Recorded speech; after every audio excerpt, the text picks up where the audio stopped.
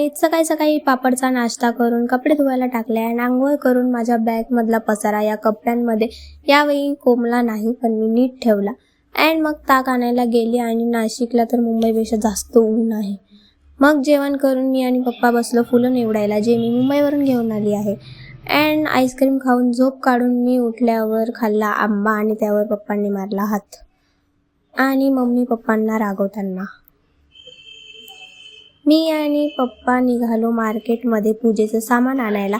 And या नाशिकच्या छोट्या छोट्या गल्ल्या आणि त्यातलं हे ट्रॅफिक, म्हणून आम्ही गाडी एका ठिकाणी पार्क केली आणि लागलो शॉपिंगला. नारळ घेतले आणि पायनॅपल ज्यूस पिला आणि त्याच्यानंतर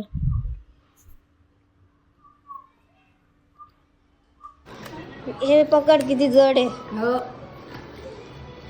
उघडून दाखव. आम्ही आणल्या एवढ्या मोठ्या पिशवीत फक्त 3 कैऱ्या. हे काय थंड थंड पायनॅपल ज्यूस फक्त 3 कैऱ्या.